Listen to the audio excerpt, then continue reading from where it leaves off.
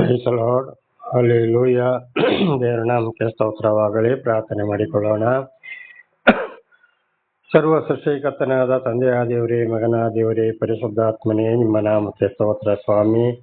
ಈ ದಿವಸವು ಈ ಸಮಯವು ಕೂಡ ನಿಮ್ಮಿಂದ ನೇಮಕವಾದಂತಹ ದಿವಸ, ಸಮಯದಕ್ಕಾಗಿ ಸ್ತೋತ್ರ. ಇವತ್ತು ವಾರದ ಮೊದಲನೆಯ ದಿವಸ, ನೀವು ಮೃತ್ಯುಂಜಯನಾದಂಥ ದಿವಸ, ಹಾಗೆ ನಮ್ಮ ಜೀವಿತಕ್ಕೂ ಒಂದು ಹೊಸ ಭಾನುವಾರವನ್ನು ಕೊಟ್ಟದಕ್ಕಾಗಿ ನಿಮಗೆ ಸ್ತೋತ್ರ. ಈ ದಿವಸವು ನಿಮ್ಮ ಪ್ರೀತಿ, ನಿಮ್ಮ ಚಿತ್ತದಂತೆ ಬಾಳಲು ಕೃಪೆ ನೀಡಿರಿ. ಈ ದಿವಸದ ಸಂದೇಶದ ಭಾಗವನ್ನು ಹೇರಳವಾಗಿ ಆಶೀರ್ವದಿಸಿ ನಿಮ್ಮ ಪವಿತ್ರ ಆತ್ಮನ ಮೂಲಕ ನಡೆಸುವುದಕ್ಕಾಗಿ ನಿಮಗೆ ಸ್ತೋತ್ರ. ನಿಮ್ಮೆಲ್ಲ ಉಪಕಾರಗಳಿಗಾಗಿ ಕೃತಜ್ಞತಾ ವಂದನೆಗಳು. ಯೇಸುವಿನ ನಾಮದಲ್ಲಿ ಪ್ರಾರ್ಥಿಸಿದ್ದೇನೆ, ನಮ್ಮ ತಂದೆಯ ಆಮೇನ್. ಇದನ್ನು ಕೇಳುತ್ತಿರುವ ನನ್ನ ಸಹೋದರ ಸಹೋದರಿಯರೇ, ನಿಮಗೂ ನನ್ನ ಹೃದಯಪೂರ್ವಕವಾದಂಥ ನಮಸ್ಕಾರಗಳು. ದೇವರು ಈ ದಿವಸ ಕೂಡ ನಿಮ್ಮನ್ನು, ನಿಮ್ಮ ಮಕ್ಕಳನ್ನು ಎಲ್ಲಾ ರೀತಿಯಲ್ಲಿ ಹೇರಳವಾಗಿ ಆಶೀರ್ವದಿಸಲೆಂದು ಬೆಳಗಿನ ಜಾವದ ಪ್ರಾರ್ಥನೆಯಲ್ಲಿ ಪ್ರತಿ ದಿವಸ ಪ್ರಾರ್ಥಿಸುವನಾಗಿದ್ದೇನೆ. ದೇವರ ನಾಮಕ್ಕೆ ಸ್ತೋತ್ರ. ಈ ದಿವಸದ ಸಂದೇಶದ ಭಾಗವು ಕೀರ್ತನೆಗಳು 53ನೇ ಅಧ್ಯಾಯ 1ರಿಂದ. ಕೀರ್ತನೆಗಳು 53:1. ದುರ್ಮತಿಗಳು ದೇವರಿಲ್ಲವೆಂದು ಮನಸ್ಸಿನಲ್ಲಿ ಅಂದುಕೊಳ್ಳುತ್ತಾರೆ. ದೇವರ ನಾಮಕ್ಕೆ ಸ್ತೋತ್ರ. ದುರ್ಮತಿಗಳು ಯಾರಪ್ಪ ಅಂದ್ರೆ, ಸರಿಯಾಗಿ ದೇವರನ್ನ ಅರಿಯದವರು ಅಥವಾ ದೇವರನ್ನ ತಿಳಿಯಪಡಿಸಿದಾಗ ಅವರು ಕೇಳದವರು. ಅಂದ್ರೆ ಈ ಲೋಕದ ವಿಷಯದಲ್ಲಿ ಈಗ ರಾಜಕಾರಣಿಗಳು, ಅಧಿಕಾರಿಗಳು, ಸಂಘ ಸಂಸ್ಥೆಗಳು, ದುಡಿಯೋರು, ದುಡಿಸಿಕೊಳ್ಳೋರು, ಸಾಹುಕಾರಗಳು, ಅರಸರುಗಳು, ಬಡ್ಡಿಗೆ ಹಣ ಕೊಡುವವರು, ದೊಡ್ಡ ದೊಡ್ಡ ವ್ಯಾಪಾರಸ್ಥರು, ಇವರೆಲ್ಲ ಈ ಲೋಕದ ಅಧಿಪತಿಗಳು ಅಂಧಕಾರದಲ್ಲಿ ಜೀವಿಸುವವರಾಗಿದ್ದಾರೆ. ಹಾಗೆ ಅನೇಕರು ಏನ್ ಮಾಡ್ತಾರೆ, ಇವತ್ತು ದೇವರಿಲ್ಲ, ನಾನು ಮಾಡಿದೆ ಅಂತ ಹೇಳಿ ನನ್ನ ಆಸ್ತಿ, ನನ್ನ ಪಾಸ್ತಿ, ನನ್ನ ಹೆಂಡತಿ, ನನ್ನ ಮಕ್ಕಳು, ನನ್ನ ಪ್ರಾಣಿಗಳು, ನನ್ನ ಗಿಡಗಳು, ನನ್ನ ಐಶ್ವರ್ಯಗಳು, ನನ್ನ ವಾಹನಗಳು ಅಂತ ಎಷ್ಟೇ ತಿಳಿಸಿಕೊಟ್ರು ಕೂಡ ಅವರದನ್ನು ಅರ್ಥ ಮಾಡಿಕೊಳ್ಳದೆ ನಡೆಯುವವರೇ, ಅವರ ಸ್ವಂತ ಇಚ್ಛದಂತೆ ನಡೆಯುವವರೇ ನಾನು ಅಂತ ಹೇಳುವಂಥದ್ದು ಪ್ರತಿಯೊಂದು ದುರ್ಮತಿಗಳಾಗಿದ್ದಾರೆ. ದೇವರ ನಾಮಕ್ಕೆ ಸ್ತೋತ್ರವಾಗಲಿ. ಈಗ ಉದಾಹರಣೆಗೆ ವಿಜ್ಞಾನಿಗಳು ಏನ್ ಮಾಡ್ತಾರೆ, ಅವರು ದೇವರೇ ಇಲ್ಲ ಅಂತ ಹೇಳ್ತಾರೆ. ದೇವರೇ ಇಲ್ಲದಿದ್ದರೆ ಆ ವಿಜ್ಞಾನಿಗಳು ಹೇಗೆ ಒಂದು ತಂದೆ ತಾಯಿಯ ಮೂಲಕ ಈ ಲೋಕದಲ್ಲಿ ಜನನವಾದ್ರು? ಅವರು ಜೀವಿಸ್ತಾ ಇರೋದು ಎಲ್ಲಿ? ಭೂಮಿಯ ಮೇಲೆ, ಹೌದಲ್ವಾ? ಹೌದು. ಅವರಿಗೂ ಗಾಳಿ ಇಲ್ಲದೆ ಜೀವಿಸಕ್ಕಾಗ್ತದ? ಸೂರ್ಯನ ಬೆಳಕು ಇಲ್ಲದ್ರೆ ಜೀವಿಸಕ್ಕಾಗ್ತದ? ಕುಡಿಯಕ್ಕೆ ನೀರಿಲ್ಲ ಇದ್ರೂ ಜೀವಿಸಕ್ಕಾಗ್ತದ? ಅವರಿಗೆ ಅನ್ನ ಆಹಾರ ಇಲ್ಲದೆ ಜೀವಿಸಕ್ಕಾಗ್ತದ? ಖಂಡಿತವಾಗ್ಲೂ ಇಲ್ಲ. ಅವರು ವಿಜ್ಞಾನಿಗಳಾಗಲು ಅವರಿಗೆ ಜ್ಞಾನ ಕೊಟ್ಟವರೇ ಯಾರು? ಅಷ್ಟು ಓದಲಿಕ್ಕೆ ಅವರಿಗೆ ಒಂದು ತರಬೇತಿಯನ್ನು ಕೊಡಬೇಕಾದ್ರೆ ಏನ್ ಬೇಕಾ? ಅವರ ವಿಜ್ಞಾನಿಗಳಾಗಿ ಜೀವಿಸಲು ಅವರಿಗೆ ವಿಶೇಷವಾದ ಜ್ಞಾನ ಬೇಕು, ಅದನ್ನು ಓದಿ ಕಲಿಯಲು. ಆಗ ಜ್ಞಾನ ಕೊಟ್ಟವರು ಯಾರಾಗಿದ್ದಾರೆ? ದೇವರಾಗಿದ್ದಾರೆ. ದೇವರ ನಾಮಕ್ಕೆ ಸ್ತೋತ್ರವಾಗಲಿ. ಒಂದು ಇಡೀ ಹೊತ್ತು ದೊಡ್ಡ ದೊಡ್ಡ ಒಂದು ಚಂಡಮಾರುತ, ಬಿರುಗಾಳಿಗಳು, ಸುನಾಮಿಗಳು ಏನೇ ಬಂದ್ರು ಏನ್ ಮಾಡ್ತಾರೆ, ಒಂದೊಂದ್ ಸಲ ಅವರಿಗೆ ಗೊತ್ತಾಗದಾಗೆ ಬರ್ತವೆ. ಆ ಬಂದ ಮೇಲೆ ಹೇಳ್ತಾರೆ, ಅಲ್ಲಿ ಅಷ್ಟು ಅಡಿ ಆಳದಲ್ಲಿ ಕೇಂದ್ರೀಕೃತವಾಗಿತ್ತು, ಇಲ್ಲಿಷ್ಟು ಕೇಂದ್ರೀಕೃತವಾಗಿತ್ತು ಅಂತ ಹೇಳ್ತಾರೆ. ಬರೋದಕ್ಕಿಂತ ಮೊದಲೇ ಆಗ ಒಂದೊಂದ್ಸಲ ಬರೋದಿಲ್ಲ ಅಂತ ಯಾಕೆ ಹೇಳ್ತಾರೆ? ಅವ್ರಿಗೆ ಯಾಕೆ ಗೊತ್ತಾಗೋದಿಲ್ಲ? ಎಲ್ಲಿ ಏನಾಗ್ತದೆ ಅಂತ ಯಾಕೆ ಗೊತ್ತಾಗೋದಿಲ್ಲ? ಬಂದ ಮೇಲೆ ಅದಕ್ಕೆ ಏನಾದ್ರೂ ಒಂದು ಸುಳ್ಳು ಹೇಳಿ ನಾನಾ ತರದ ನೆಪಗಳನ್ನು ಒಡ್ಡಿ ಒಂದೊಂದು ಹೇಳಿಕೆಗಳನ್ನ ಕೊಡ್ತಾರೆ. ಆಗ ನಿಜವಾಗ್ಲೂ ವಿಜ್ಞಾನಿಗಳನ್ನು ಕೂಡ ನಂಬಕ್ಕಾಗೋದಿಲ್ಲ. ಕೆಲವೊಂದು ವಿಷಯದಲ್ಲಿ ಮಾತ್ರ ಅವರು ಒಂದು ಈಗಿನ ಈ ಕಂಪ್ಯೂಟರ್ ಯುಗದಲ್ಲಿ ಕೆಲವೊಂದು ವಿಷಯಗಳನ್ನ ಮಾತ್ರ, ಸಣ್ಣ ಪುಟ್ಟ ವ್ಯವಹಾರಗಳನ್ನ ನಂಬಬಹುದು. ದೇವರ ನಾಮಕ್ಕೆ ಸ್ತೋತ್ರ. ಈಗ ನೋಡಿ, ಈಗ ಮೊನ್ನೆ ಕೂಡ ಕೇರಳದಲ್ಲಿ ಏನಾಯ್ತು, 2 ವರ್ಷದ ಹಿಂದೆ ಬೆಟ್ಟ ಜರದ ಸ್ಥಳದಲ್ಲಿ ಜರಿಯಿತು. ಆಗ ಎಷ್ಟೋ ಸಾವುಗಳಾಯ್ತು. ಅದಕ್ಕೆ ಮೊದಲೇ ಯಾಕೆ ವಿಜ್ಞಾನಿಗಳು ತಿಳಿಸಲಿಲ್ಲ? ಒಂದೊಂದು ಟ್ರೈನ್ಗಳೇ ಬೆಂಕಿ ಬಿದ್ದು ಸರ್ವ ನಾಶಕ್ಕೆ ಗುರಿಯಾಗ್ತವೆ, ಫ್ಲೈಟ್ಗಳೇ ಬಿದ್ದು ಹೋಗ್ತವೆ, ಏನೇನೋ ಅವಘಡಗಳು ನಡೀತವೆ ಭೂಲೋಕದಲ್ಲಿ. ಆಗ ಅದನ್ನೆಲ್ಲ ಯಾಕೆ ತಿಳಿಸೋದಿಲ್ಲ? ದೇವರ ನಾಮಕ್ಕೆ ಸ್ತೋತ್ರವಾಗಲಿ. ಅದಕ್ಕೆ ದೇವರನ್ನು ಮಾತನ್ನ ಹೇಳಿದರೆ, ಜ್ಞಾನಿಗಳ ಜ್ಞಾನವನ್ನು ಅಡಗಿಸುವೆನು, ಪಶುಗಳಿಂದ ಬಡವರನ್ನ ಹುಚ್ಚರನ್ನ ಆರಿಸಿಕೊಂಡು ಅವರಿಗೆ ನನ್ನ ಜ್ಞಾನವನ್ನ ಕೊಡುವೇನು ಅಂತ. ದೇವರ ನಾಮಕ್ಕೆ ಸ್ತೋತ್ರವಾಗಲಿ. ಹಾಗೆ ಇವತ್ತು ವಿಜ್ಞಾನಿಗಳಿಗಿಂತ ವಿಶೇಷವಾದ ಜ್ಞಾನ ಯಾವುದರಲ್ಲಿ ಇದೆ? ದೇವರ ಗ್ರಂಥಗಳಲ್ಲಿ, ವೇದಗಳಲ್ಲಿ ಇದೆ. ದೇವರ ನಾಮಕ್ಕೆ ಸ್ತೋತ್ರವಾಗಲಿ. ಹಲ್ಲೆಲೂಯಾ. ವಿಶೇಷವಾಗಿ ದೇವರ ಗ್ರಂಥಗಳು, ದೇವರ ಮಾತುಗಳು ಅಂದ್ರೆ ಇವತ್ತು ಗ್ರಂಥಗಳಲ್ಲಿ ವಿಜ್ಞಾನಗಳಲ್ಲಿ ವಿಶೇಷವಾಗಿ ಬೈಬಲಲ್ಲಿ ವಿಜ್ಞಾನಿಗಳಿಗಿಂತಲೂ ಸರಿಯಾದ ಜ್ಞಾನ ಅಡಗಿದೆ. ಈಗ ವಿಜ್ಞಾನಿಗಳು ದೇವರು ಸೃಷ್ಟಿಯಾಯಿತು, ಭೂಮಿಯಲ್ಲಿರೋದು ಎಲ್ಲವೂ, ಭೂಮಿಯ ಕೆಳಗಡೆ ಇರೋದೆಲ್ಲವೂ, ಸೂರ್ಯ ಚಂದ್ರ ನಕ್ಷತ್ರ ಮಳೆ ಎಲ್ಲವೂ ಸೃಷ್ಟಿ ಆಯಿತು ಅಂತ ಇದೆ. ಹೇಗೆ ಸೃಷ್ಟಿಯಾಯಿತು, ಏನು ಸೃಷ್ಟಿಯಾಯಿತು ಅಂತ ಅವರಿಗೆ ಆ ವಿಷಯವರಿಗೆ ಗೊತ್ತಿಲ್ಲ. ಅದು ಸಂಪೂರ್ಣವಾಗಿ ಮಹಾಭಾರತದಲ್ಲಿ ಸ್ವಲ್ಪ ತಿಳ್ಕೊಳ್ಬಹುದು, ಕುರಾನಲ್ಲಿ ಸ್ವಲ್ಪ ತಿಳ್ಕೊಳ್ಬಹುದು. ಸಂಪೂರ್ಣವಾಗಿ ತಿಳ್ಕೊಳ್ಬೇಕಾದ್ರೆ ನಾವು ಬೈಬಲಿಗೆ ಬರಬೇಕಾಗಿದೆ. ಅಲ್ಲಿ ಸಂಪೂರ್ಣ ವಿಷಯಗಳು ನಮಗೆ ಅಡಕಾದನ್ನ ತಿಳಿದುಕೊಳ್ಳಲು ಸಾಧ್ಯವಾಗ್ತದೆ. ಸರ್ವ ಸೃಷ್ಟಿ, ರಾತ್ರಿ ಹಗಲು, ಯಾವ ವಾರದಲ್ಲಿ 7 ದಿವಸ ಯಾಕೆ ಬಂತು, ಮೊದಲನೇ ದಿವಸ ಯಾವುದು, ಕಡೆಯ ದಿವಸ ಯಾವುದು, ಯಾವ ದಿವಸ ದೇವರು ಯಾವ ಕೆಲಸವನ್ನ ಮಾಡಿದ್ರು, ಹೇಗೆ ಸಮುದ್ರವಾಯಿತು, ಆಕಾಶ ಹೇಗಾಯಿತು, ಸೂರ್ಯಚಂದ್ರ ಹೇಗಾಯಿತು, ಅದನ್ನು ಎಲ್ಲಿಟ್ಟಿದ್ದಾರೆ, ಮಂಜುಗಡ್ಡೆ ಮೋಡವಾಗಿ ಬಂದು ಅದನ್ನು ಎಲ್ಲಿಂದ ತರ್ತಾ ಇದ್ದಾರೆ, ಆ ಗುಡುಗು ಏನು, ಸಿಡಿಲು ಏನು, ನಾವು ಮನುಷ್ಯರೇನು, ಮನುಷ್ಯರ ಉತ್ಪತ್ತಿ ಏನು, ಮುಂದೆ ಏನು ಆಗ್ತದೆ, ಹಿಂದೆ ದೇವರ ಮಾತು ಕೇಳದಿದ್ದಾಗ ಯಾವ ರೀತಿ ಶಿಕ್ಷೆಗೆ ಒಳಪಟ್ಟರು, ಅದು ಈಗಲೂ ಕೂಡ ಯಾವ ರೀತಿ ಭೂಮಿಯ ಮೇಲೆ ನಡೀತಾ ಇದೆ, ದೇವರ ಶಾಪ ಕಾರ್ಯ ಮಾಡ್ತಾ ಇದೆ, ಇದೆಲ್ಲ ವಿಜ್ಞಾನಿಗಳಿಗೆ ಗೊತ್ತಿಲ್ಲ. ಕೆಲವೊಂದು ವಿಷಯವನ್ನು ಮಾತ್ರ, ಉದಾಹರಣೆಗೆ ಟ್ರೈನ್ಗಳು, ವಾಹನಗಳು, ಫ್ಲೈಟ್ಗಳು, ಇಂಥದನ್ನೆಲ್ಲ ಒಂದೊಂದು ತಯಾರು ಮಾಡಲಿಕ್ಕೆ ಅದಕ್ಕೆ ಒಂದು ಕೆಲವರನ್ನ ಜ್ಞಾನ ಕೊಟ್ಟು ದೇವರು ಆರಿಸಿಕೊಂಡಿದ್ದಾರೆ. ಇಂಥವರಿಗೆ ಹೇಳೋದು, ಯಾರೋ ದೇವರನ್ನು ಸರಿಯಾಗಿ ದೇವರು ಇಲ್ಲ ಅಂತ ಹೇಳ್ತಾರೆ, ಎಲ್ಲವನ್ನ ತಿಳಿಪಡಿಸಿದ್ರು, ಯಾರ ಮಾತನ್ನ ಕೇಳೋದಿಲ್ವಾ, ಗಣನೆಗೆ ತಂದುಕೊಳ್ಳೋದಿಲ್ವಾ, ಇವರಾಗಿದ್ದಾರೆ ದುರ್ಮತಿಗಳು. ಅದಕ್ಕೆ ಅಂಥವ್ರ ಜೊತೆಲಿ ನಾವು ಜಾಸ್ತಿ ಮಾತಾಡಕ್ಕೆ ಹೋಗಬಾರದು. ದೇವರ ಆತ್ಮ ಯಾರಲ್ಲಿ ಇದೆಯೋ, ದೇವರ ಆತ್ಮ ಯಾರಲ್ಲಿ ಕೆಲಸ ಮಾಡ್ತಾ ಇದ್ರೆ, ಪವಿತ್ರ ಆತ್ಮ ಯಾರಲ್ಲಿ ಇದೆಯೋ ಅಂತ ತಿಳ್ಕೊಂಡು ಅಂಥವ್ರ ಹತ್ರ ನಾವು ಮಾತಾಡ್ಬೇಕು. ಇನ್ನು ಕೆಲವರು ನಾವೇ ಕಲ್ತಿದ್ದು ನಮಗೆ ಬಿಟ್ಟವರು ಯಾರು ಇಲ್ಲ ಅಂತೇಳಿ ಏನೇನೋ ಮಾತಾಡ್ತಾರೆ. ನಾವು ಮಾತನಾಡಿದಾಗ ನಮ್ಮ ಮಾತಿಗೆ ಅಡ್ಡವಾಗಿ ಮಾತನಾಡ್ತಾರೆ. ಅಂಥವರೊಂದಿಗೂ ನಾವು ಮಾತಾಡಲು ಹೋಗಬಾರದು. ಇದರಲ್ಲಿ ಬೈಬಲಲ್ಲಿ ಯೇಸುಸ್ವಾಮಿ ಕೂಡ ಅದೇ ಮಾತನ್ನ ಹೇಳಿದ್ದು, ಮುತ್ತುಗಳನ್ನು ಹಂದಿಗಳ ಮುಂದೆ, ನಾಯಿಗಳ ಮುಂದೆ ಚೆಲ್ಲಬೇಡಿ, ಹಂದಿಗಳು ತುಳಿದು ನಾಶ ಮಾಡ್ಯವು, ನಾಯಿಗಳು ಕಚ್ಚಿ ಸೀಳಿಬಿಟ್ಟವು. ಈ ರೀತಿ ಮಾತಾಡೋರು ಹೇಳೋರೇ ಹಂದಿಗಳು ಮತ್ತು ನಾಯಿಗಳಿಗೆ ದೇವರು ಹೋಲಿಕೆ ಮಾಡಿದ್ದಾರೆ. ದೇವರ ನಾಮಕ್ಕೆ ಸ್ತೋತ್ರವಾಗಲಿ. ಈಗ ಹಂದಿಗೆ ಒಂದು ಚಿನ್ನದ ವಜ್ರದ ಏನಾದ್ರೂ ಒಂದು ಚೈನು ಮಾಡಿ ಹಾಕಿದ್ರೆ ಅದಕ್ಕೆ ಏನು ಗೊತ್ತಿದೆ, ಅದು ಇರೋದೇ ಗೊಚ್ಚೆಯಲ್ಲಿ. ಅದನ್ನ ಎಷ್ಟೇ ಚೆನ್ನಾಗಿ ಸಾಕಿದ್ರು ಮಾಡಿದ್ರು, ಮೈ ತೊಳೆದು ಅದನ್ನ ಎಷ್ಟೇ ಘಮಘಮಂತ ಸುಗಂಧ ದ್ರವ್ಯಗಳನ್ನ ಹಾಕಿ ಸಾಕಿದ್ರು ಅದು ವಾಪಸ್ಸು ಹೋಗುವುದಿಲ್ಲಿಗೆ ಗೊಚ್ಚೆಗೆ. ಹಾಗೆ ಅಂತದಕ್ಕೆ ಅದಕ್ಕೆ ಚಿನ್ನದ ಬೆಲೆ ಏನು ಗೊತ್ತು, ವಜ್ರದ ಬೆಲೆ ಏನು ಗೊತ್ತು, ದೇವರ ವಾಕ್ಯದ ಬೆಲೆ ಅದಕ್ಕೆ ಏನು ಗೊತ್ತು. ಇಂಥವ್ರು ಆಗಿದ್ದಾರೆ ದುರ್ಮತಿಗಳು ಅಂತೇಳಿ. ಹಲ್ಲೆಲೂಯಾ. ಹಾಗೆ ನಾಯಿಗಳಿಗೂ ಹಾಕಬೇಡಿ. ನಾಯಿಗಳು ನೋಡಿ ಹೊಟ್ಟೆ ತುಂಬಾ ತಿಂತವೆ, ಜಾಸ್ತಿ ಆದಾಗ ವಾಂತಿ ಮಾಡ್ತವೆ, ಪುನಃ ಮೂಸಿ ಅದನ್ನೇ ತಿಂತವೆ. ಹಾಗೆ ಏನೇ ಹೇಳಿದ್ರು ಏನೇ ಮಾಡಿದ್ರು ಕೆಲವರು ಅವರ ಒಂದು ಹುಟ್ಟು ಗುಣ, ನಮ್ಮ ಹಿರಿಯರೊಂದು ಮಾತು ಹೇಳ್ತಾರೆ, ಹುಟ್ಟು ಗುಣ ಸುಟ್ಟರು ಹೋಗೋದಿಲ್ಲ, ಅವ್ರನ್ನ ಸಮಾಧಿ ಮಾಡಿದ್ರು ಕೂಡ ಹೋಗುವುದಿಲ್ಲ. ಅದರಲ್ಲಿ ಕೂಡ ಅವರು ಏನ್ ಮಾಡ್ತಾರೆ, ಅವರ ಹುಟ್ಟು ಗುಣವನ್ನು ಅವರು ಬದಲಾಗುವುದಿಲ್ಲ ಎಂಬುದಾಗಿ. ಇಂಥವ್ರು ನಾಯಿಗಳಾಗಿದೆ ಅಂದ್ರೆ ಜಗಳ ಮಾಡೋರು, ಬಡದಾಟಕ್ಕೆ ಬರೋರು, ಇದುವೇ ಕಚ್ಚಿ ಸೀಳಿ ಬಿಡುವಂಥದ್ದು. ಇಂಥವ್ರ ಈ ವಿಷಯವನ್ನು ನಾವು ದೇವರ ಜ್ಞಾನ ಯಾರಿಗೂ ಇಲ್ವೋ, ಯಾರಿಗೆ ಕೊಡ್ಲಿಲ್ವೋ, ಯಾರು ಮಾತು ಕೇಳೋದಿಲ್ವೋ, ಯಾರು ದುಷ್ಟರು ಕೆಟ್ಟದು ಪ್ರಾಪಂಚಿಕ ವಿಷಯದಲ್ಲಿ ದೇವರನ್ನು ತಿಳ್ಕೊಂಡು ಹೋಗ್ತಾರೋ, ಬೇಕಾದಷ್ಟು ಅನಾಚಾರಗಳನ್ನ ಮಾಡ್ತಾ ಇರ್ತಾರೆ, ಅವರಿಗೆ ಶಿಕ್ಷೆ ಬಂದರೂ ತಿಳಿಸಿಕೊಟ್ಟಾಗ್ಲೂ ಕೂಡ ಕೇಳುವುದಿಲ್ಲ, ಅದಕ್ಕೂ ವಿರುದ್ಧವಾಗಿ ಮಾತನಾಡ್ತಾರೆ. ಇಂಥವರಾಗಿದ್ದಾರೆ ದುರ್ಮತಿಗಳು.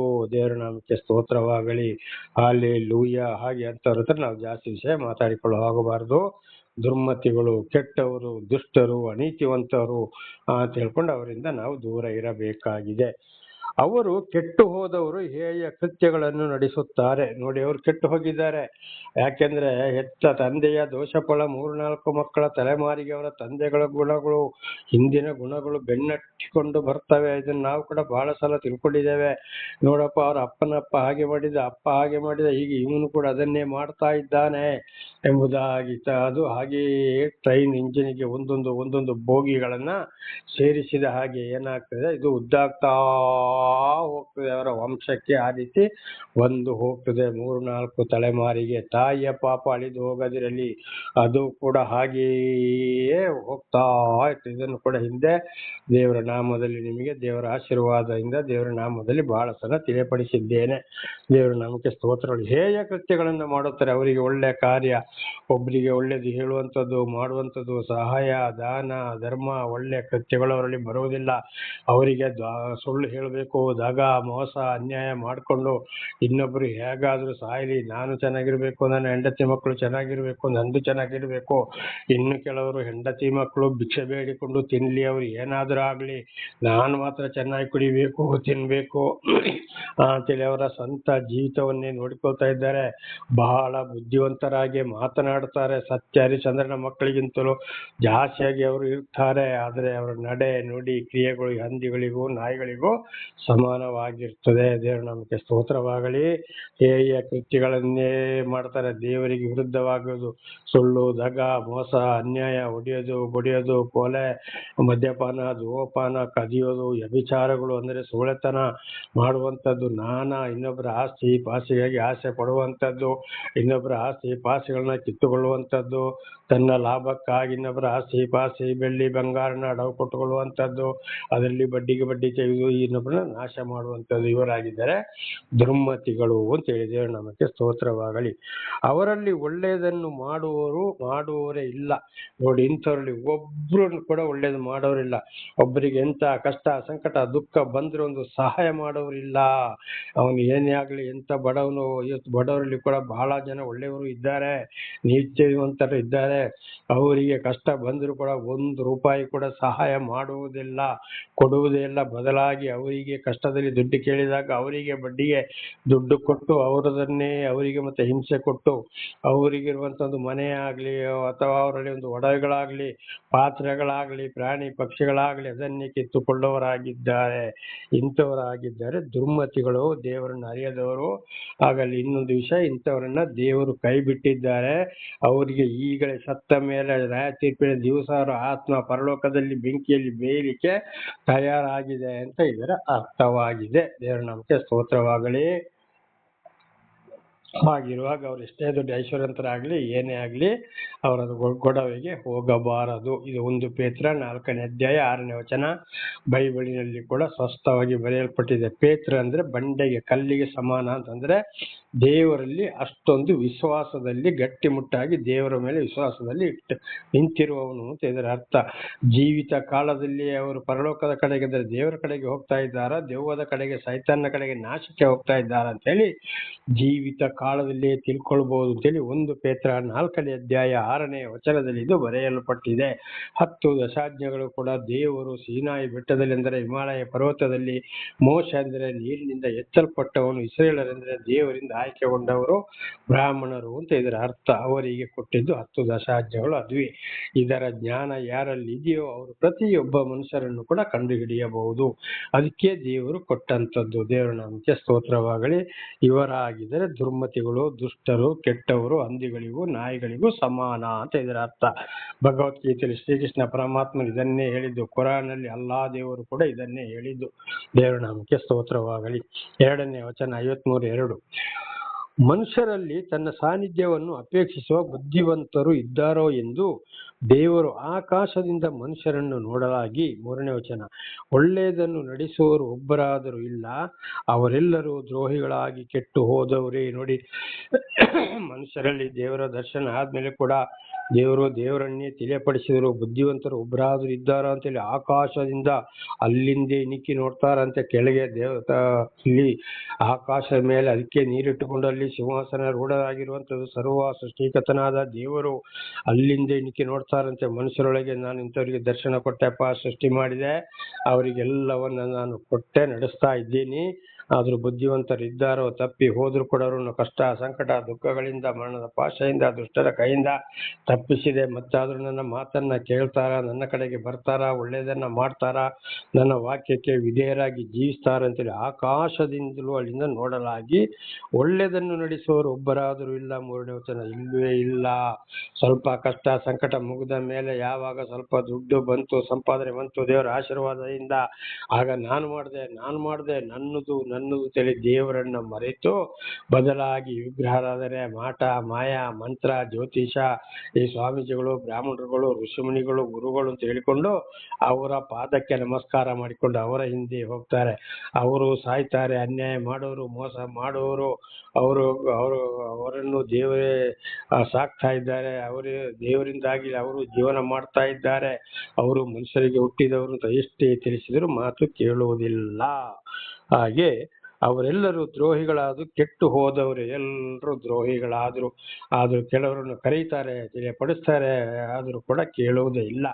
ಆದರೆ ದೇವರ ಆತ್ಮ, ದೇವರಿಗೆ ಯಾರ ಮೇಲೆ ಪ್ರೀತಿ ಇದೆಯೋ, ಯಾರಲ್ಲಿ ದೇವರ ಆತ್ಮ ಇದೆಯೋ ಅವರ ನಡೆ, ನುಡಿ, ಕ್ರಿಯೆ, ಪ್ರತಿ ಒಂದು ಮಾತುಗಳು ಆ ದೇವರ ಮಾತುಗಳಿಗೆ ಸಮಾನವಾಗಿರ್ತದೆ. ಅವರು ಈ ಲೋಕದ ವಿಷಯಗಳಿಗಾಗಿ ಆಸೆ ಪಡುವುದಿಲ್ಲ. ದೇವರು ಕೊಟ್ಟ ಕೆಲಸವನ್ನೇ ಮಾಡುತ್ತಾ ದೇವರೇ ಅಂತ ಹೇಳಿಕೊಂಡು, ಸರ್ವ ಸೃಷ್ಟಿಕರ್ತನಾದ ದೇವರನ್ನು ಹೇಳಿಕೊಂಡು ಅವರು ದೇವರು ಕೊಟ್ಟ ಕಾರ್ಯವನ್ನು ಮಾಡ್ತಾ ಹೋಗ್ತಾರೆ. ದೇವರ ನಮಗೆ ಸ್ತೋತ್ರವಾಗಲಿ. ಇದು ಹೊಸ ಒಡಂಬಡಿಕೆಯಲ್ಲಿ ರೋಮಪುರದವರಿಗೆ ಬರೆದ ಪತ್ರ 3ನೇ ಅಧ್ಯಾಯ 10ರಿಂದ 12ರವರೆಗೆ ಓದುವಾಗ ಮನುಷ್ಯರಲ್ಲಿ ಒಬ್ಬರು ಕೂಡ ಇಲ್ಲ ಅಂತ ಹೇಳಿದ್ದಾರೆ. ಹಾಗೆ ಯೇಸುಸ್ವಾಮಿ ಕೂಡ ಪುನಃ ನ್ಯಾಯ ತೀರ್ಪಿಗೆ ಭೂಲೋಕಕ್ಕೆ ಬೆಂಕಿಯ ಮಧ್ಯದಲ್ಲಿ ಇಳಿದು ಬರುವಾಗ ನನಗೆ ಭೂಲೋಕದಲ್ಲಿ ಒಬ್ಬರು ಒಳ್ಳೆಯವನು ಸಿಕ್ಕಿದ್ರೆ ಸಾಕು ಅಂತ ಹೇಳಿದ್ದಾರೆ. ದೇವರ ನಮಗೆ ಸ್ತೋತ್ರವಾಗಲಿ. ಈಗ ಇದೊಂದು ಉದಾಹರಣೆ ತಗೊಳ್ಳೋಣ. ಬಹಳ ಕಷ್ಟ ಸಂಕಟ ದುಃಖದಲ್ಲಿ ಇರುವಾಗ, ಅಯ್ಯೋ ನಾನು ದೇವರನ್ನು ಹಿಂಬಾಲಿಸ್ತೇನೆಪ್ಪ, ನನ್ನ ಕಷ್ಟಗಳೊಂದ್ಸಲ ತೀರಿದ್ರೆ ಸಾಕು ಅಂತ ಹೇಳ್ತಾರೆ. ಕಡೆಗೆ ಆ ಕಷ್ಟಗಳೆಲ್ಲ ಪರಿಹಾರ ಆಗ್ತವೆ, ದೇವರು ಉತ್ತರ ಕೊಡ್ತಲೇ ಬರ್ತಾ ಇರ್ತಾರೆ. ಆಮೇಲೆ ನಮ್ಗಿರ್ತಾರೆ ಅವರು ಈಗೊಂದು ದಶಾಂಶ ಕಾಣಿಕೆ ಕೊಡೋದ್ರಲ್ಲಿ ಕೂಡ ಅಲ್ಪ ಸ್ವಲ್ಪ ಸಾರಿಗೆ ಮತ್ತು 23ನೇ ಅಧ್ಯಾಯದಲ್ಲಿ ಬರೆಯಲ್ಪಟ್ಟಿದೆ. ಈಗ ಸದಾಪು, ಜೀರಿಗೆ ಎಷ್ಟಾಗ್ತಾರೆ, ಸಾಸಿವೆ ಎಷ್ಟಾಗ್ತಾರೆ, ಅರಿಶಿನ ಪುಡಿ ಎಷ್ಟಾಗ್ತಾರೆ, ಆ ರೀತಿ ಸ್ವಲ್ಪವನ್ನ ಮಾತ್ರ ಸಲ್ಲಿಸ್ತಾರೆ. ದೇವರ ನಿಯಮದ ಪ್ರಕಾರ ಸಲ್ಲಿಸುವುದೇ ಇಲ್ಲ. ಬದಲಾಗಿ ಏನ್ ಮಾಡ್ತಾರೆ, ದೊಡ್ಡ ಮನೆ ಕಟ್ಟಬೇಕು, ನನ್ನ ಮಕ್ಕಳು ಇಂಗ್ಲಿಷ್ ಮೀಡಿಯಮಲ್ಲಿ ಓದಬೇಕು, ಸರ್ಕಾರಿ ಶಾಲೆ ಬೇಡವೇ ಬೇಡ, ಕನ್ನಡ ಮೀಡಿಯಮು ಬೇಡವೇ ಬೇಡ, ಅಲ್ಲಿ ಲಕ್ಷ ಕಟ್ಟಿಕೊಂಡು ಮಕ್ಕಳನ್ನ ಲಕ್ಷ ಕಟ್ಟಿಕೊಂಡು ಅವ್ರು ಹೇಳಿದಂತನ್ನೆಲ್ಲ ಮಾಡಿಕೊಂಡು ಸಾಲ ಮೂಲ ಮಾಡಿಕೊಂಡು ಬಡ್ಡಿಗೆ ಮಾಡಿಕೊಂಡು ಮಕ್ಕಳನ್ನ ಓದಿಸುವವರಾಗಿದ್ದಾರೆ. ಎಷ್ಟೋ ಸಂಬಳ ಬಂದರೂ ಕೂಡ ಆಗ ಇಲ್ಲಿ ದೇವರ ವಾಕ್ಯಗಳು ಇಂತಿಂಥವ್ರು ಸಾರ್ತಾ ಇದ್ದಾರೆ, ಇಂತಿಂಥವರಿಗೆ ದಾನ ಧರ್ಮ ಮಾಡಬೇಕು, ಅದು ಗೊತ್ತೇ ಇಲ್ಲ. ಕೆಲವೊಂದು ಮನೆಯಲ್ಲಿ ಹೆಂಡತಿಗೆ ಮನಸ್ಸಿದ್ರೆ ಗಂಡನಿಗೆ ಮನಸ್ಸಿಲ್ಲ, ಗಂಡನಿಗೆ ಮನಸ್ಸಿದ್ರೆ ಹೆಂಡತಿಗೆ ಆ ಮನಸ್ಸಿಲ್ಲ. ಬೆಳ್ಳಿ ಬಂಗಾರ ಇನ್ನೂ ಮಾಡಬೇಕು, ಅಂತಂತ ಬಟ್ಟೆಗಳು ತರಬೇಕು, ಅಲಂಕಾರ ಮಾಡಬೇಕು, ಅವ್ರನ್ನ ಕರೆದು ಊಟ ಕೊಡಬೇಕು, ಇವ್ರನ್ನ ಕರೆದು ಊಟ ಕೊಡಬೇಕು, ಇಂತಿಂಥ ಮೊಬೈಲ್ಗಳನ್ನ ತಗೊಳ್ಬೇಕು ಅಂತ ಹೇಳುವಂಥದ್ದು ದೇವರ ಆಶೀರ್ವಾದ ಪಡೆದ ಮೇಲೆ ಕೂಡ ಇಲ್ಲ. ಈ ಲೋಕದ ಜೀವನಕ್ಕಾಗಿ ಅವರು ಲೋಕದ ಆಸೆಗಳನ್ನ ಮಾಡಕ್ಕೆ ಅದರಲ್ಲಿ ಮುಳುಗಿ ಹೋಗ್ತಾರೆ. 1 ಯೋಹನ 2ನೇ ಅಧ್ಯಾಯ 15ರಿಂದ 17ರವರೆಗೆ ಓದುವಾಗ, ಲೋಕವನ್ನಾಗಲಿ ಅದರಲ್ಲಿ ಇರುವುದನ್ನಾಗಲಿ ಪ್ರೀತಿಸಬೇಡಿರಿ, ಲೋಕದ ಆಶೆಯು ಗತಿಸಿ ಹೋಗ್ತದೆ, ದೇವರ ಆಶೀರ್ವಾದವು ಮಾತೆ ಶಾಶ್ವತವಾಗಿ ಉಳಿಯುವುದೆಂಬುದಾಗಿ ಯೋಹಾನನ ಮುಖಾಂತರ ದೇವರು ತಿಳಿಯಪಡಿಸ್ತಾರೆ. ಇದು ಕೂಡ ಅವರು ತಿಳಿಸಿದ್ರು ಕೂಡ ಅದು ಲೆಕ್ಕಕ್ಕೆ ಇಲ್ಲ. ಮೊದಲಿದ್ದಾಗ ಮಾತ್ರ, ಇದು ನಮ್ಮ ಹಿರಿಯರು ಒಂದು ಮಾತನ್ನ ಹೇಳ್ತಾ ಇದ್ದಾರೆ, ಸಂಕಟ ಬಂದಾಗ ಮಾತ್ರ ನಾರಾಯಣ ಅಂತೇಳಿ, ಆಮೇಲೆ ನಾರಾಯಣನ ಯೋಚನೆ ಇಲ್ಲ. ನಾರಾಯಣ ಅಂದ್ರೆ ಏನು? ನೀರಿನ ಮೇಲೆ ನಡೆದಾಡಿದವನು ದೇವರು ಅಂತ ಇದರ ಅರ್ಥ. ಓಂ ನಾರಾಯಣ ಆಯಸ್ಯ ಸತ್ಯನಾರಾಯಣ.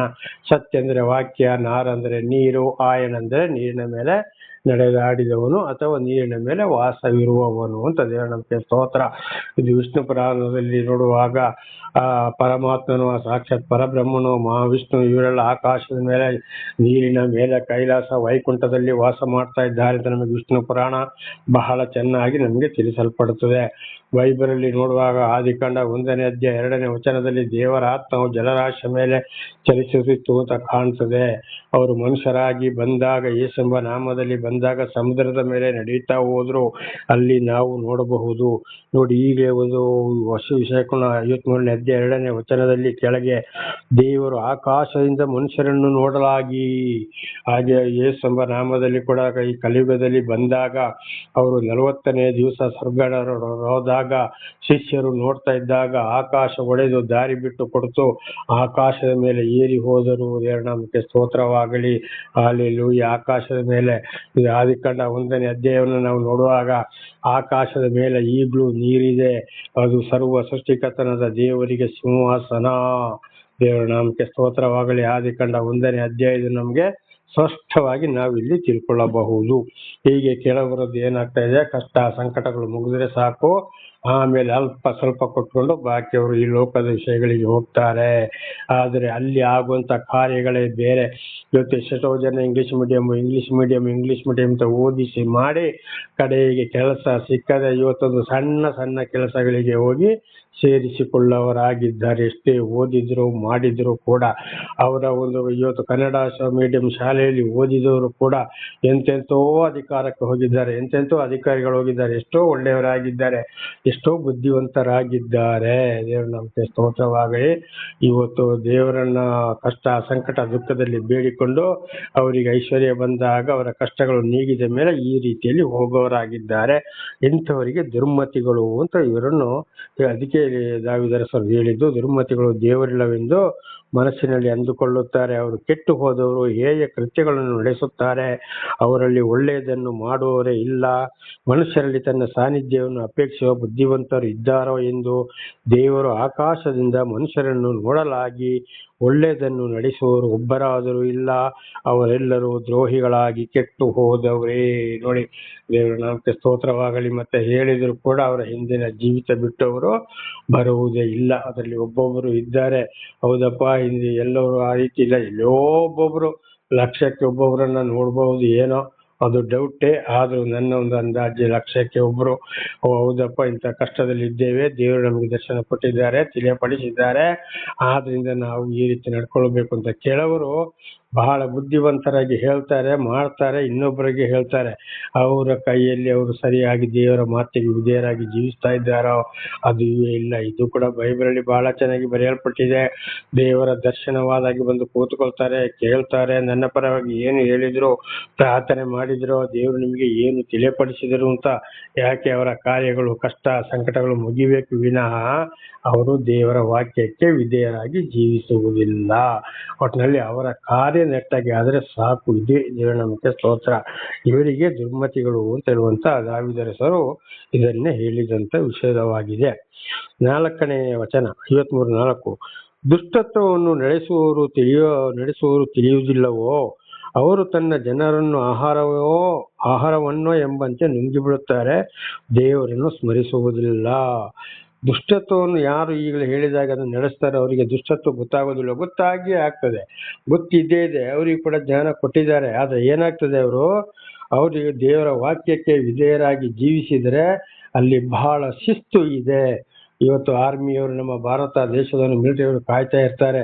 ಈ ಬೆಳಿಗ್ಗೆ ಅವರವರ ಡ್ಯೂಟಿಗೆ ಸರಿಯಾಗಿ ಅವರು ಎಷ್ಟೊತ್ತಿಗೆ ಹೇಳ್ಬೇಕು, ಯಾವ ರೀತಿ ಬಟ್ಟೆ ಯಾವ ರೀತಿ ತಯಾರಾಗಬೇಕು, ಅವರ ಕಟ್ಟಿಂಗ್ ಸೇವಿಂಗ್ ಯಾವ ರೀತಿ ಇರಬೇಕು, ಡ್ರಿಲ್ ಹೇಗಿರಬೇಕು, ಯಾವ ರೀತಿ ಶಿಸ್ತಿನ ಜೀವಿತವನ್ನು ಅವರು ನಡೆಸಬೇಕು ಅಂತ ಹೇಳುವಂಥ ಪ್ರತಿಯೊಂದು ಅವರ ಉದ್ಯೋಗದ ಸಮಯದಲ್ಲಿ, ಅವರ ಕೆಲಸದ ಸಮಯದಲ್ಲಿ ಶಿಸ್ತು ಇರುತ್ತದೆ. ಅದು ಎಲ್ಲರಿಗೂ ಆಗುವುದಿಲ್ಲ. ಇವತ್ತಾಗಿ ದೇವರ ವಾಕ್ಯದ ಪ್ರಕಾರ ಜೀವಿಸುವುದಂದ್ರೆ ಬಹಳ ಕಷ್ಟ. ಅದು ಬಹಳ ಕಷ್ಟ ಏನಿಲ್ಲ, ಅಲ್ಲಿ ಶಿಸ್ತನ್ನ ಪಾಲಿಸಿದ್ರೆ ಆಯ್ತು. ಮಾಡಬೇಡಿ, ಇಂಥದ್ದು ಸರಿ ಇಂಥದ್ದು ತಪ್ಪು ಅಂತೇಳಿ ಅರ್ಥ ಮಾಡಿಕೊಂಡು ಜೀವಿಸಿದ್ರೆ ಆಯ್ತು. ಆದ್ರೆ ಅದು ಕೆಲವರಿಗೆ ಆಗೋದಿಲ್ಲ. ಆ ರೀತಿ ಜೀವಿಸಕ್ಕೆ ಹೋದ್ರೆ ಅವರದ್ದಾಗ ಮೋಸ ಅನ್ಯಾಯ ಮಾಡಿ ಬೇಕಾದಾಗೆ ಜೀವಿಸ್ಲಿಕ್ಕೆ ಅವರಿಗೆ ಆಗೋದಿಲ್ಲ. ಅವರು ಪ್ರತಿಯೊಬ್ಬರಿಗೆ ಒಬ್ಬೊಬ್ರು ಏನ್ ಮಾಡಿದ್ರೆ ದುಡಿಯದೆ ಇನ್ನೊಬ್ಬರ ವಿಚಾರದಲ್ಲಿ ಕೈ ಹಾಕೊಂಡು ಮೋಸ ಆದಾಗ ಸುಳ್ಳು ಹೇಳ್ಕೊಂಡು ಜೀವನವನ್ನ ಮಾಡ್ತಾರೆ. ಇಲ್ಲಿ ದೇವರ ವಾಕ್ಯ ಹೇಳ್ತದೆ, ನೀನು ದುಡಿದು ತಿನ್ನು, ಸೋಮರಿಗಳಾಗಬೇಡ, ಇನ್ನೊಬ್ಬರಿಗೆ ಮೋಸ ಮಾಡಬೇಡ, ಕೊಲೆ ಮಾಡಬೇಡ, ಹೊಟ್ಟೆ ಉಳಿಸ್ಬೇಡ, ಶಿಕ್ಷೆ ಅನುಭವಿಸ್ತೀಯ ಅಂತೇಳಿ. ಅದಕ್ಕೆ ಅವರು ಒಪ್ಪಲಿಕ್ಕೆ ಅವರು ತಯಾರಿಲ್ಲ. ಅದಕ್ಕೆ ಇನ್ನೊಬ್ಬರನ್ನ ಮೋಸ ಮಾಡಿ ಆಸ್ತಿ ಪಾಸ್ತಿ ಬಡ್ಡಿಗೆ ದುಡ್ಡು ಕೊಟ್ಟು ಬೆಳ್ಳಿ ಬಂಗಾರ ಆಸ್ತಿ ವಾಹನವನ್ನ ಮನೆಯನ್ನ ಅಡವಿಟ್ಟುಕೊಂಡು ತಿಂದು ನುಂಗಿ ಬಡ್ಡಿಗೆ ಬಡ್ಡಿ ಏರಿಸಿ ಏನೇನೋ ಮಾಡಿ ಇವತ್ತು ಕಷ್ಟದಲ್ಲಿದ್ದವರನ್ನ ಹಾಳು ಮಾಡ್ತಾರೆ. ಅವ್ರಿಗೆ ಗೊತ್ತಿದೆ, ಇಷ್ಟು ತಿಳಿಸಿದ್ರು ಅವರು ಮಾತು ಕೇಳುವುದಿಲ್ಲ, ದೇವರನ್ನು ಸ್ಮರಿಸುವುದಿಲ್ಲ. ದೇವರ ವಿಚಾರ ಅವ್ರಿಗೆ, ದೇವರು ಎಲ್ಲಿದ್ದಾನೋ, ನಾವು ದುಡಿದ್ರೆ ಮಾತ್ರ ದೇವರು ಈಗ ಅವರಿಗೆ ಯಾಕೆ ಕಷ್ಟ, ಅಲ್ಲಿ ಯಾಕೆ ಶಿಕ್ಷೆ, ಇಲ್ಲಿ ಯಾಕೆ ಶಿಕ್ಷೆ, ಅಲ್ಲಿ ಯಾಕೆ ಆಗಾಯ್ತು, ಇಲ್ಲಿ ಹೀಗೆ ಯಾಕಾಯ್ತು, ಅದರ ಬಗ್ಗೆ ಕೂಡ ನೋಡಿ ಇಂಥರಿಂದ ಈ ರೀತಿ ಆಯ್ತು ಅಂತ ಹೇಳಿ ತಿಳಿಸಿದ್ರೆ ಒಪ್ಲಿಕ್ಕೆ ತಯಾರಿಲ್ಲ. ಅಯ್ಯೋ ಅದೆಲ್ಲ ಈಗ ನಡೀತದೋ, ಈಗ ಆಗ್ತದೋ, ಈಗ ಹೋಗ್ತದೋ ಅಂತ ಕೇಳೋರು ದೇವರನ್ನೇ ದೂಷ ಮಾಡೋರಿದ್ದಾರೆ.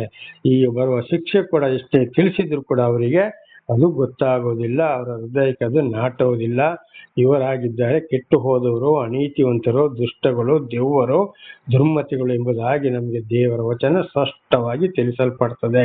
ಅವರ ಹೃದಯ ಮನಸ್ಸು ಕೆಟ್ಟು ಹೋಗಿದೆ, ನನ್ನಿಂದ ದೂರವಾಗಿದೆ, ಈ ಲೋಕದ ಜನರನ್ನು ಕಡೆಗೆ ಅವರು ಮನಸ್ಸು ಕೊಟ್ಟು ಹೋಗ್ತಾ ಇದ್ದಾರೆ ಎಂಬುದಾಗಿ. ದೇವರ ನಾಮಕ್ಕೆ ಸ್ತೋತ್ರವಾಗಲಿ. ಹಲ್ಲೆಲೂಯಾ.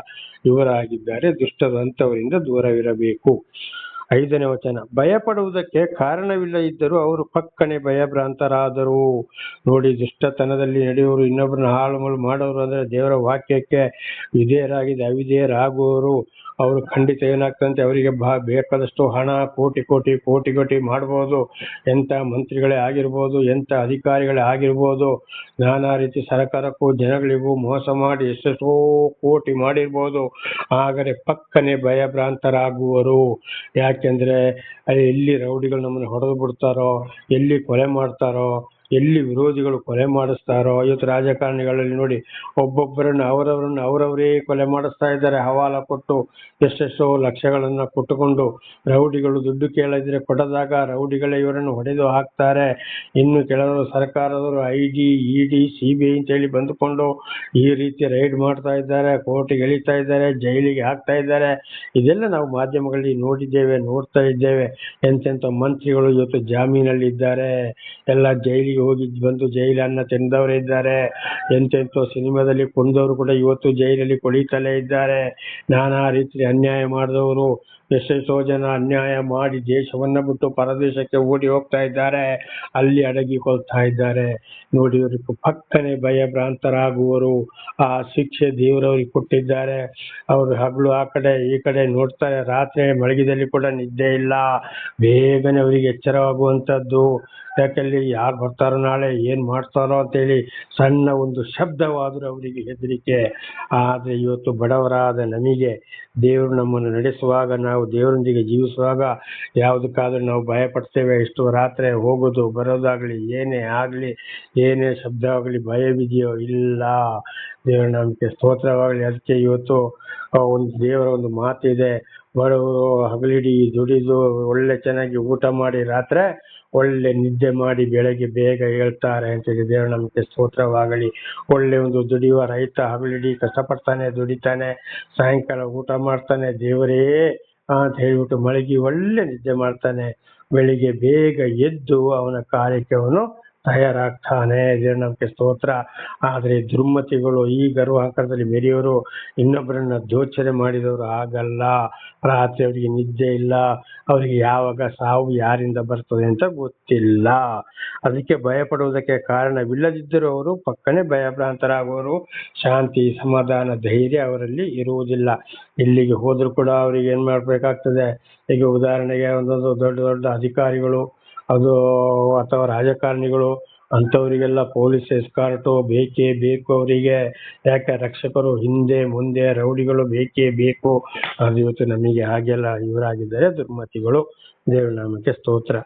ನಿಮಗೆ ಮುತ್ತಿಗೆ ಹಾಕಿದವರನ್ನು ದೇವರು ಸಂವರಿಸಿ ಅವರ ಎಲುಬುಗಳನ್ನು ಚದರಿಸಿ ಬಿಟ್ಟನಲ್ಲ.